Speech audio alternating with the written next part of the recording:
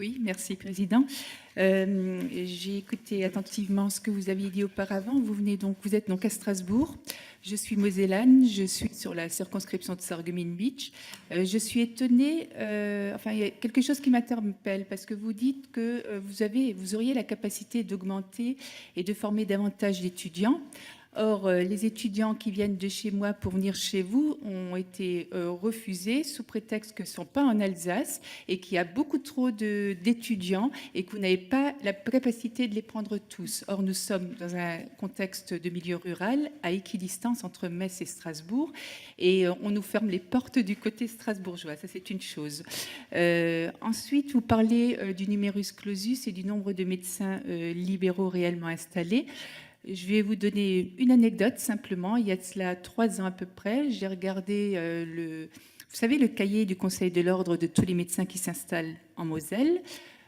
Sur les 800 qui sont sortis thésés, donc qui étaient prêts à s'installer en médecins généralistes prêts à s'installer, il y en avait, allez, je vais vous dire, une petite centaine, même pas. Donc, on va dire qu'il y avait 12% prêts à s'installer. Tous les autres décidaient soit d'être des spécialistes, d'aller dans les hôpitaux, d'aller dans les structures, de rester remplaçants.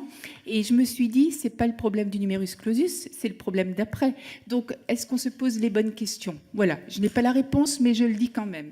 Et dernière chose, concernant les étudiants formés à Cluj, ce ne sont pas... J'ai du mal quand vous me dites ce sont des étudiants qui sont en situation d'échec. Échec, oui, mais quand on est classé 272e et qui n'en prennent que 270 ou 271, je trouve que le 272e est tout aussi vertueux que les 270 premiers.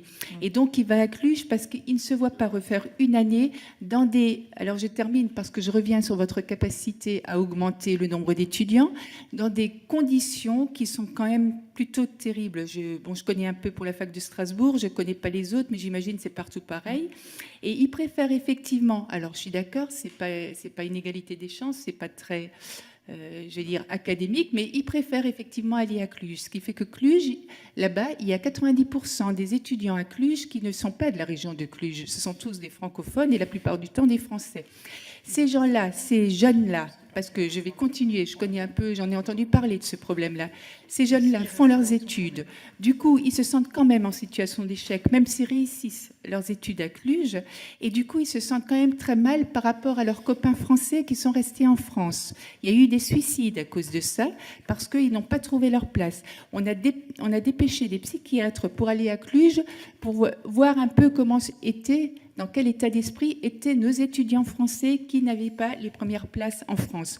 Bref, ce que je veux vous dire par là, c'est qu'il y a tout un système à repenser et qu'on ne peut pas augmenter des capacités pour augmenter les capacités. Il y a le problème de savoir ce que fait un médecin un étudiant à la première année de médecine et ensuite lorsqu'il sort thésé parce qu'il y a eu plein de choses qui se sont passées dans la vie. Et ça, c'est difficile à appréhender, mais je pense qu'il faut y penser. Et deuxièmement, voir comment on peut éviter effectivement cette déperdition d'étudiants qui finalement restent mal dans leur peau parce qu'ils sont ailleurs. Voilà.